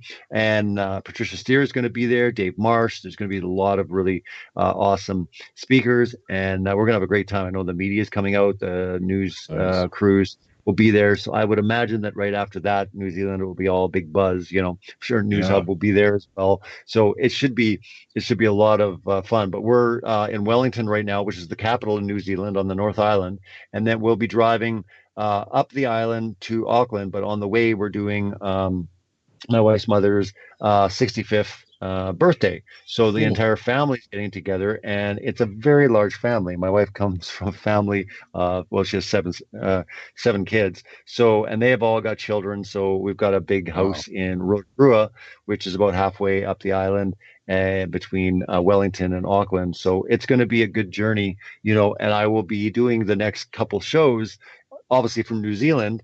Hopefully the last show that we'll be doing will be from the conference itself. So I've already spoken to Adrian Morrison, and I know that you are going to be Skyping in and doing some awesome stuff as well, sharing your testimony, but also I believe that you'll be opening, I think it's day 2 with the prayer as well, Adrian. Yeah, in fact, I just got an email from Adrian today. And she was asking me, what are best times to, Skype and whatever, so we can iron out the details. But I am supposed to have, a short podcast section there, kind of a format, and share a little bit of testimony, and then, like you said, open up in prayer. So yeah, I'm very excited about that. And so what time? What's because here's where it gets really weird, right? Because it's going to be early morning New Zealand. Is that like crazy late at night? Like what time so it's gonna be, well, I think she messaged me, she said about 10 a.m. New Zealand time. So it's gonna be about like 6 p.m. my time, something like that. Yeah, not too bad. In fact, actually it works out very, very well for me, because it'll be like early evening. So not a big deal. And that's on Saturday, it's on Saturday anyway. So Saturday's a great day. Saturday evenings I usually have blocked out anyway, because I'm just hanging out, and then we do the radio show. So yeah, if I calculated it out correctly, I think it's going to be about 6 p.m. my time, which is perfect.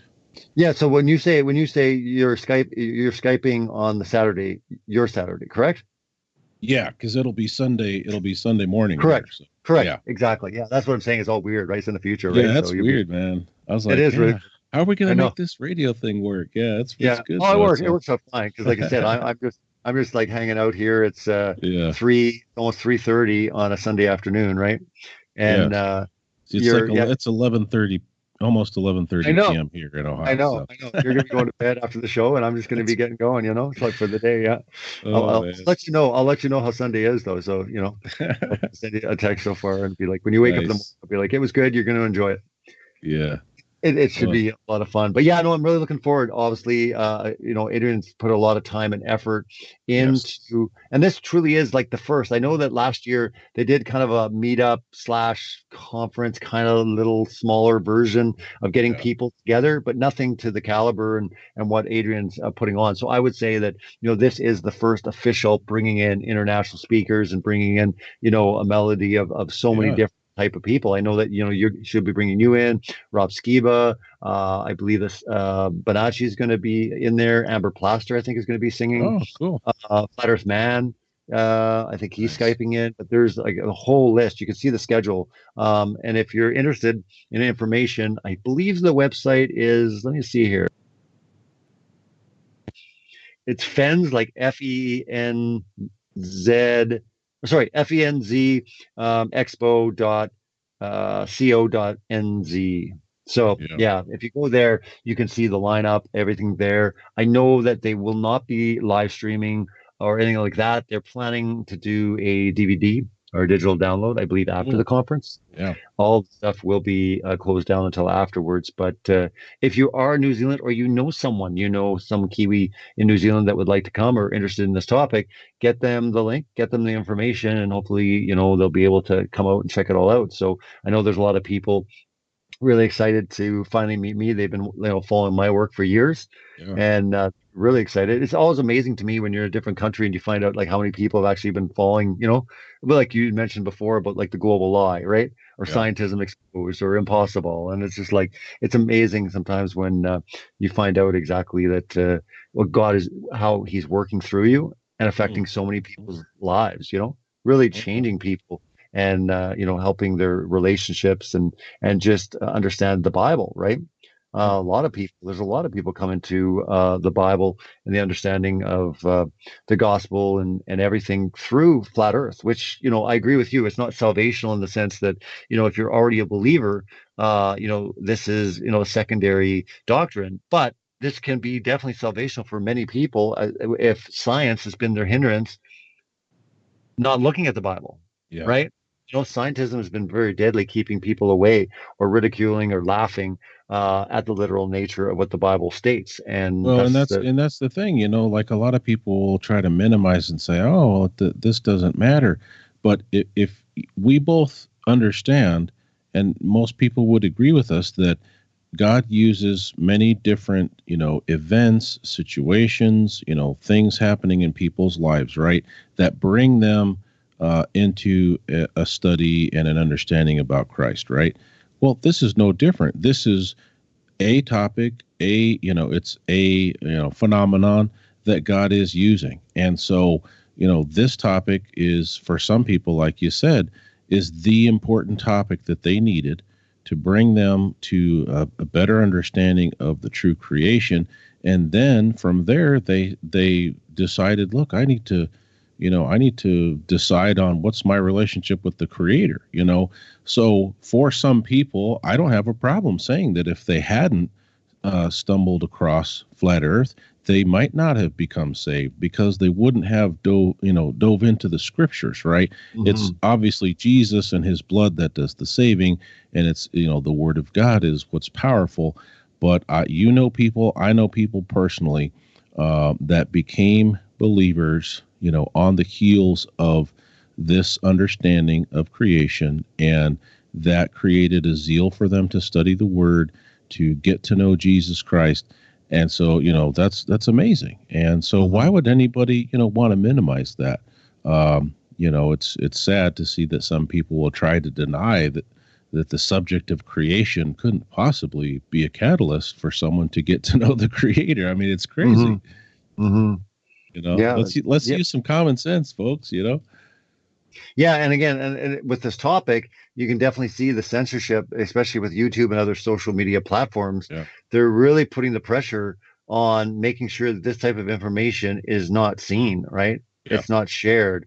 And to me, that's something that's very, very interesting, because it's like, if this topic is just so ridiculous and so stupid, who cares? Who cares, right? I mean, there's lots of stupid things online, right? Why would you be so concerned, right? There was an article with The Verge that came out. They did a thing based on the topic on Logan Paul, and they got into me, and they were talking about, they said, whereas one of my videos or other conspiracy videos may reach a couple 100,000 people, Shane Dawson, like Logan Paul conspiracy theory documentaries have been viewed, millions of times. So they get into this, but they say the same thing occurs with Paul's documentary, and this is Logan they're talking about. Even though he's using it as a piece of satirical entertainment, it does give a stage to conspiracy theorists. It's a perfect example of the gray area that exists on YouTube right now. The company is trying to combat known conspiracy theorists. YouTube is rolling out some tools to help viewers distinguish between a conspiracy theory and fact. Information boxes, which pull from Wikipedia, will appear on videos about topics like anti-vaccination and 9/11 conspiracy theories. The Verge previously confirmed that YouTube does not have information boxes for flat earth theories, but the company is hoping to roll those out soon. Right? Yeah, I mean, and when you think about how much money and time, right, YouTube and Facebook and even now like Instagram and some of these other social media platforms, how much time and money have they had to invest to be able to tweak the algorithms and come up with these information boxes and research for other information boxes that are up and coming. I mean, that shows you that they're investing the money and the time and the effort, right? And let's face it, there is a campaign, in the media against us to try to discredit us, right? To try to ridicule us. Why is all of that for something that's so insignificant, doesn't really matter? It's just going to blow away in the wind. It won't be here tomorrow. Well, flat earth of all things, because it is the upper echelon of the most ridiculous thing you can possibly think about, right? I mean, seriously, think about it. In 2019, this is such a threat. People that believe the earth is flat, like, who cares, right? And I'm saying this facetiously, but the whole idea is we hear this all the time. But reading an article like this and showing the level of the concern they have for something that's so ridiculous should wake people up. Wait a minute. Why? Why? Why? I understand maybe why they're trying to, censor a terrorist type thing or something that's graphic for children. That's understandable, right? But, when you're getting into what they were bringing up, like anti-vaccination, 9/11, okay, let's just go there, right? Okay, whatever. But flat earth? Why would they even put flat earth in the same topic of those? You know what I mean? Now, we can have another show. We can talk about what we think when it comes to 9/11 or vaccines and all these different things. But really, flat earth. And people that are listening right now, you have to ask the question, why? Why would it be so concerning? Why would they have to put an info box and tell people, most people are listening right now. They're like, that's stupid. Okay, so did you need an info box to tell you when you went to that video? By the way, right? My point is, why are they going to such levels? Do they think that everyone's idiots? They're saying that if we're idiots, we don't want too many people to be duped into it or whatever. This thing is growing at such a rapid pace.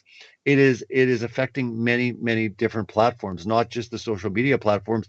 People don't know what to do with it because it is exploding at a rapid, it's accelerating.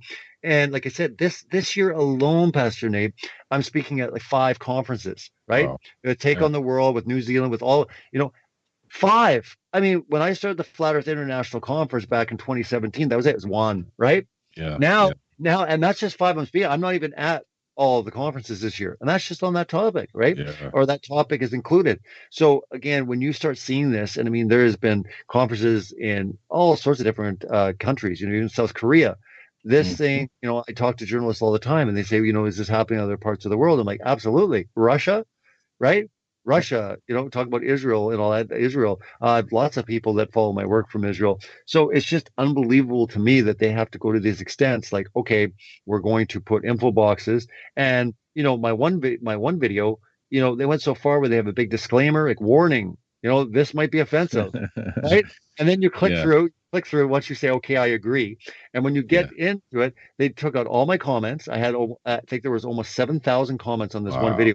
1.2 million views. They took out the views, they took out the likes and dislikes, they took out the comments, they took out the sharing, and they took out the search. So when even if you like it, like I'm gonna say the word right now, go look the video up, try to find it. You'll have a hard time. It's called Impossible. Now, I have a version on my personal channel, Robbie Davidson, but on Celebrate Truth, they banned it. And the only reason why I believe one is going right now, no problem, and the other one is kind of has the censorship all over it, is because it was over 1 million views. That is concerning. It's one thing when you have a couple thousand, on a video. When you get over 1 million, things start changing. I've seen this with other videos before in the past. They only get triggered at a certain level. So I think YouTube has something that once your video gets to a certain level, they kind of monitor and see, right? Is this good? We don't want too many people to be sucked into it or whatever. But there's nothing that goes against that doesn't violate the community rules. It doesn't go against any YouTube standards. They just said that it's offensive to some people. Are you kidding me? Offensive to some people? What kind of pansy world do we live in? No, honestly, what kind of pansy world do we live in? Well, and if you look at all the other offensive stuff that's out there, I don't know if you heard, but now you see TV, their Midnight Ride channel got scrubbed, right? And then just this morning, John Pounders had posted that, hey, he woke up on the main Now You See TV channel. He woke up to a strike. And the explanation for the strike was on a video that they did 2 years ago where they just interviewed this musician guy. There was nothing, racy or strange. There was nothing that would have been offensive to anybody. And they got them for what they called spam and for basically disseminating wrong information. And, it's kind of like, look, I don't have anything. The musician? Yeah. And it's like, as John pointed out, they make the rules. It's their platform, obviously. Yeah, but sure. you have these vague, you have these vague designations, right? That basically they can pull anything. And it's kind of like, most of the cops that I know are good cops. There's bad cops out there. Sure. There's bad people in every, profession. But I used to be a cop for a short while.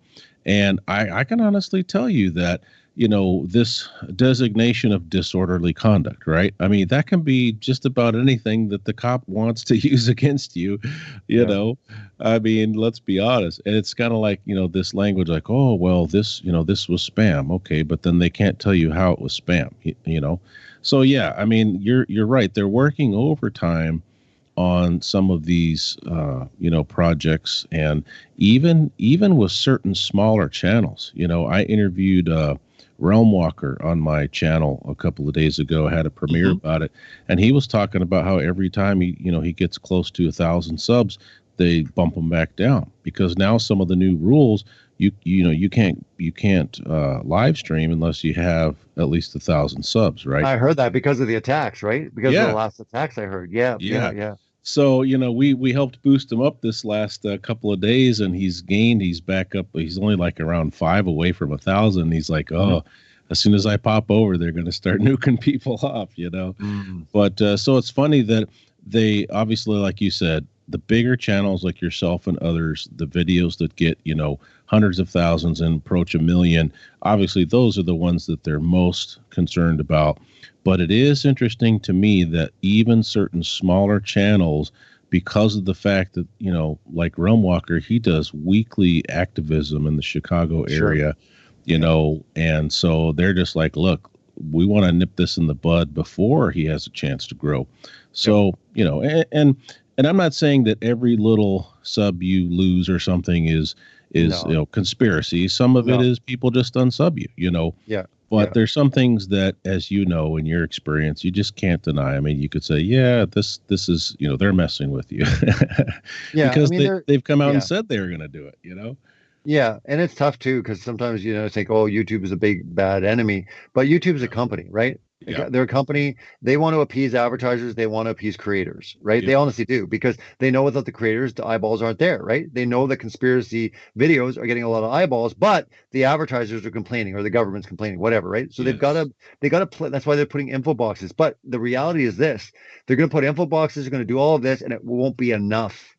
They're going to continually get more and more pressure, even though YouTube as a company, I think, is fine. Like I don't ever, like John and I have the same, and John Pounders and I have the same. We've talked about YouTube a lot of times, and I talk to a lot of bigger YouTubers just in general about it is their platform. This is not a utility open to all mankind. Like it's their company. It's their rules. You can try to buck the system and you'll lose. Right. Yeah. You can try to play by the rules, and sometimes it's unfair and all that. But after all, it is their company. It sucks. But people will say, well, just build your own, see what happens, see what it takes to even build a YouTube.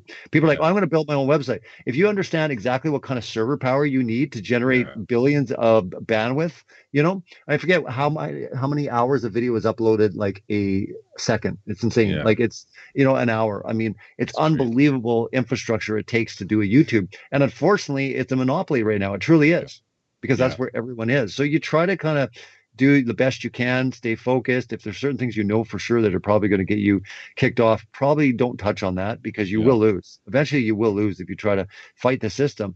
But they're going to try to appease, but they will definitely go after the ones that are bigger. But there's no rhyme or reason. Sometimes the small channel will get hit, it just depends. Well, and like you said, it's not, like you said, sometimes there are outside influences, right? Mm-hmm. I mean, you've got sometimes that the government, can put pressure. And when you think about it, YouTube doesn't have, carte blanche. I mean, they have rules that they have to play in. And, if they break certain, rules, they can get pressure. They can, they can get sanctions. They're a publicly traded company. I mean, Google's a publicly traded company, right? So you're dealing with, an IPO, you're dealing with shareholders, you know what I mean? You're dealing with the overall progression of making the company more money, right? So a lot of people think, oh, they're never going to do anything because flat earth makes them a lot of money. I mean, in the whole scheme of things, it really doesn't. I mean, if you were to add up, even though it's significant, it's nothing close to, I mean, like I said, Shane Dawson or, PewDiePie could put out a video and he could do more views in one video than the entire flat earth community could put out in like, a month, So really it's not even about that, but it's truly about, they do want to have that creativity and freedom in there, but at what cost, right? It's like, it's like freedom of speech, but you can't yell bomb in a theater. Yeah, sure. Yeah. Right. So definitely. it's a tough one. It can be frustrating, but unfortunately we don't really have any other alternatives, because people will say, well, there's all these other alternatives. No one goes there. Well, you're going to get like 4 views on your video. Yeah. And even if you think that people are going to follow you there, if you did an announcement and said, I'm moving off YouTube, do it. I encourage anyone to try as an experiment. Move off of YouTube, post it, email everyone, tell everyone you're going to be there and see how much support you get. Yeah. It will, like by the third video, you're going to be down to nothing, because people just are lazy. They will not continue to go somewhere else. They'll go where everyone else is, where it's easy to share stuff. That's just reality. So, when it comes to the gospel, when it comes to our mandate and the Great Commission, let's use the platform. If we've been given that right, let's do it as much as we can. That's the way I look at it, but it can be frustrating. I just know as a creator and relying on it, you can't, it's like put all your eggs in one basket either. You can't rely on something when, one morning you wake up and it's all gone. And that's the reality of YouTube. One morning you could wake up and my channel could be just gone. Yeah, that's true. I have that reality. In a way, it's kind of good that I'm doing DVDs and I'm writing books and stuff, because that stuff lives on forever, Yeah, definitely. And even though, as you know, I mean, you have websites and different things, but YouTube and Facebook, most people aren't going to go exclusively to a website and have to scroll through stuff and click on stuff. I mean, like you said, they want the quick fix. They want they want the clout of, hey, this is what everybody uses. You get a few diehards, but like you said, if everybody's YouTube channel got wiped and everybody's Facebook groups got wiped, and I mean, it would be a trickle into all the other options. But so it is good to diversify and whatever else, but I guess time will tell. I mean, YouTube and Facebook came right out and said, here's what here's who we're going to be targeting, and here's some of the things we're going to be doing. And mostly they did exactly what they said they were going to do. So if we can make it through 2019, man, I'd say, okay, that's pretty good. Yeah, well, I'm going to keep an eye out for the info boxes on my videos. And the minute I see one, I'm going to do a video on the info box. Yeah. Well, so I can talk about it and point down at it. Oh, yeah, that'd be funny. And, wouldn't it be funny? A friend of mine the other day was telling me every time he goes to my channel, he sees ads for mental health. And I'm like, that's weird. I've never seen an ad when I go to my channel, right? And of course, I'm not monetized, but he said, no, he's like, man, I tried 4 times in one day. He says, I kept seeing ads for mental health. I'm like, oh, that's rich, That is rich, eh? It's like, after you watch this video, it's like, seek counseling. Yeah, seek medical help. It's like, so, I'm being shadow countered, It's like they're throwing all these, you need mental help, man. Call this number, Yeah. Who knows what kind of creative ways they'll do it. But I was reading another article on YouTube, and it had nothing to do with conspiracy. It just had to do with how the platform is changing and getting bigger names on, like Hollywood, like Will Smith, and all these guys are joining YouTube. Like it seems like even some of the creators, like PewDiePie and these big YouTubers, they're getting sick and tired of what's going on with YouTube. So even when they see it, they're sad, because it's not the YouTube they fell in love with. Sure. Back in the day, it was all about originality and creativity, and everyone express anything. It was YouTube, right? Mm-hmm. It's TheYtube now. It's basically been taken over by they. It's not really YouTube anymore as far as the beginnings. I mean, I remember when because I was working in web and internet stuff for over 10 years. I had my own companies, and I remember when Google bought this video website called YouTube, and it was like, at the time, it was, I think, 1.6 billion. It was insane. It was an insane number, and everyone was scratching their heads going, what in the world is Google doing? Like, everyone that thought Google had lost their mind said it was the worst choice ever. The amount of money they pay, but Google knew all along kind of that's where the future was. Google, I even knew at the time that Google was very smart, just not just with search technology, but I had been to a bunch of conferences because that's kind of what I did. So when I went to a lot of different conferences and stuff, seeing kind of what Google was doing in the early stages as a company, I knew they were sharp and they were moving fast, and they were, I didn't think they'd be as big as they are now, but I knew they were going to be big. But when they purchased YouTube from these two guys, and think about it, these two teenagers, kind of thing, two guys just create this YouTube video sharing platform and look at it, you know what I mean? But it didn't change at first, but they said it really has started to change in the last couple of years. With what was it, with all the advertising and stuff, but a lot of YouTubers are starting to sense that things are really starting to change, and not for the good anymore, because a lot of even some of the, believe it or not, a lot of even bigger YouTubers, they're getting demonetized as well too, because the content maybe is a little aggressive, maybe there's too much swearing, maybe, you know what I mean, and advertisers don't want to be on there, which is rich as well, because you look at like HBO, you look at some of the content that's on television, and it's raunchy like crazy, and they got advertisers everywhere. So I really don't understand where that comes from. Yeah, that's a good point. But yeah, I mean, they have certain considerations that they have to take into play too. And I mean, sure, I have some things I could complain about, but at the same token, I am thankful for, the platform, and, I've managed to stay within the boundaries, and, but who knows down the road, if my channel, grew big or whatever, and things continue to clamp down on, flat earth and related topics, it could be a different story. But yeah, like you said, even if YouTube nuked us all off tomorrow, it's not going to stop. It will hinder, but it will not stop. And I think you'd start to see meetups and those types of things just grow, meetups and conferences, right? Because people would just hit the grassroots, man. And that's actually what they don't want. Because when people who are very convicted about something, passionate about something, and they're not afraid to take some hits, which most flat earthers aren't afraid, right? Been there, done that, got the T-shirt. Yeah, and they're actually going to cause more growth, down the road, because people will circle the wagons. They'll go grassroots. They'll go underground. And then they won't be able to really track the growth of the movement, right? Because, I mean, how do you do that? You're going to start sending a census, bureau people to all the flat earth meetups around, So, yeah, I mean, there's a fine line, right? It's kind of like a few years ago, well, they've been pushing, the homosexual agenda and whatever else. But a few years ago, there were certain things they did where they pushed too fast and too hard, right? And there was some backlash because sometimes, as you know, they'll test the waters, and sometimes they go a little bit too far. Like, I don't know if you remember about, was it 5-6 months ago or 4 months ago, some people were reporting that Facebook was, there was a Facebook poll that was basically like, hey, would you support, basically people allowing to post pictures of underage youth, and man, there was a huge backlash. People were like, I cannot believe that, well, they're testing the waters, and they went a little too far, and they backed off, and they kind of wiped it, to make it sound like they didn't. No, we didn't do that. We never asked that, but people got screenshots, right? So yeah, I mean, it's sometimes they push a little, too fast, too far, but. So I'm with you. I think that we take advantage of it. We use the system to our advantage as long as we can.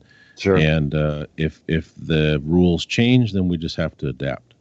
Yeah, and that's the thing. You just adapt. It's like things change. That's just the reality of it all. And then we just kind of adapt to it and move forward and see how we can creatively use their platforms. Because after all, they are free platforms. It's not like we're paying, a membership fee every month, and they're doing this all to us and changing the rules every, weeks. The fact is, when something is a free platform like a Facebook, they can do whatever they want. It's their company, right? So it's a hard pill to swallow, but the reality is it's the truth. It's the truth. Yeah. It's their thing, and they're giving you it for free, right? Yeah. And allowing we assume the risk, and we also sign on the dotted line, Yeah. But it's interesting how long it takes for someone to actually actively compete in a meaningful way. Like if somebody actually, and people will compare it to like MySpace and say, well, MySpace was all big and everything. And when Facebook came in, one day, there'll be something that will take over Facebook. And that might be true, long term, but not short term. It's a different, it's hard to explain, but it's just different now. It's not like a MySpace. It's just so ingrained with everything now, right? Oh yeah, it's part of the culture, man. And there's something like 1.4 billion users of Facebook worldwide, and even in the United States, they were talking about like 2/3 of the people. And people were joking around like, oh no, teenagers don't use Facebook anymore. They do now. They predominantly use like Instagram and which is owned by Facebook, which is owned by. I remember when Facebook bought Instagram, and I remember Mark Zuckerberg at the time got under fire for it because he paid a crazy amount of money, but he already saw the writing on the wall, the fact that there was going to be a market in Instagram that Facebook could never touch, and it's true. The youth, like my daughter, she it's considered that's where the parents are. They do not think it's cool at all to be on Facebook. She only checks it like once in a blue moon. But for the most part, they're not on Facebook. Oh yeah. And it's predominantly the older people that are the higher numbers on Facebook. We're old, Nate. We're old. Yeah, I know, man. I know. But it's quite a phenomenon. I mean, just the power of social media. But so, I think the timing has been good, with the resurgence of flat earth. And I use resurgence because some people say, oh, well, flat earth didn't exist till 2014 or 2015. It's like, no, it's always been there. You could just do the research. But the timing of it was really great for the growth because, like you said, all of this social media, people used it to their advantage. And it was under the radar for a while. And it was growing like, super fast. Yeah, you hit the nail on the head right there. It was under the radar. And I've read articles that YouTube was just so swamped with so many things, and even Facebook, that they were growing at such a rapid pace, they didn't have time to go and really worry about what was on the platform. But now they've got the infrastructure there. Now they're taking the time. Each year, incrementally, they're taking care of the bad stuff they deem something that they want to protect their users from, or the government, is putting more pressure on them, saying, look, we've got to come down on fake news. And, even though Trump is calling all the big platforms fake news, they're calling the stuff they see on, your posts or whatever fake news, right? So it's one of those things. And then when you get Wikipedia or Snopes telling you what's true and false, I mean, you got a real problem, Yeah. Do your own research, prove it yourself. I mean, that's what I say. That's the bottom line here is we should be free enough to decide for yourself. Don't be so scared of looking at something, right? Be discerning, but look into stuff for yourself. Don't allow someone to tell you or dictate to you what the truth is. I mean, even when it comes to myself or Pastor Nate with what we're saying, right? Prove all things, right? Test it out yourself, and to me, that's the beautiful thing. I always go back to Thomas. Thomas wouldn't be convinced that Jesus had resurrected unless he touched them, right? And Jesus wasn't all upset about it. He basically said, come to me, come to me, touch me, I love it because I'm a skeptic. I always felt bad about it. I'm like, why can't I just have childlike faith? Why can't I have childlike faith? Because I know it pleases God, right? Just to believe. But I always struggle. I always struggle with doubt. I always struggle with, but it's almost like it's embraced, and that's fine. I want you to search me out. I want you to prove me out, kind of thing. So in ways, I really love that all this stuff that we're talking about, you can prove it. You not just believe it. It can be shown as truth through the scientific method. When it comes to stuff that we're talking about, the Bible over and over reveals itself to be the truth from the very beginning. It was, and it always will be. Yet it's the most attacked, the most hated, the most outlawed book in the world. Yeah, and it's not, a lot of times people use the phrase blind faith, but really it's not a blind faith. There's so much evidence, and you've already pointed out some of them, but the internal evidence of Scripture with the prophecies about Christ. I mean, if you just even take, 10, 15 minutes of honest research, just a few of the prophecies, you're going to be like, whoa, this is very specific stuff, Yeah. And it's not like Nostradamus, with some very vague things, and okay, you got some things kind of right, Well, that's the thing. Nostradamus was wrong in certain points, and the whole to know a true prophet of God, they're 100%. Exactly. Yeah, because there's no room for error. There's no room for error. Yeah, and if you even have one prophecy that is incorrect, well, you've failed the prophet test according to the Word of God. You know, so and I would go with that as your authority. But we're coming to the end, man. It went by real fast. It was awesome going through everything that we discussed tonight. Real quick, just maybe mention a couple links where people can find you, Pastor Nate, and then I'll close it up. Sure, yeah. I have a new website. It is FiredforTruth.org. And if folks want to email me, they can email me at nate@FiredforTruth.org. I'm on Facebook as well as Nate Wolfe, Fired for Truth in parentheses. And, I have some links on my website if you want to make a donation through PayPal. I've got a Patreon account and some other things. But, if folks want to reach me, the easiest way is to message me on Facebook Messenger or email me again, Nate@FiredforTruth. That's awesome. And every Saturday we're on Revolution Radio. You can check us out. My website, CelebrateTruth.org. On YouTube, Celebrate Truth, or you can type in Robbie Davidson for my personal channel, and you can check all my stuff there. I'm also on Facebook, Twitter, Instagram. Look me up, and looking forward to connecting soon. It's great to be able to spend time here with you, me in the future, and Pastor Nate in the past. And I can, just get all that out in the open. But it was great. There's so much happening. I'm not sure what's going to happen next week, but I'm sure when we do our show next Saturday, there's going to be a lot more stuff. There always is. It always seems like there's so much stuff to talk about, and it's always an adventure. And I wanted to do this show. It's been a long time since just you and I were able to rap. And we had a lot of stuff to talk about. No guests, and we didn't need a guest because there were, like you said, there were so many interesting things to talk about. Yeah, well, it was never needing a guest. It was just a matter of there's times when it's great to have a special guest. But the show is you and me, and it's been great for you to be part of it from the very beginning. And this is episode 14. Stay tuned for episode 15 next Saturday. Thanks so much for tuning in, guys. Blessings to you. Take care. You're listening to Revolution Radio at freedomslips.com, and we'll be right back after this message.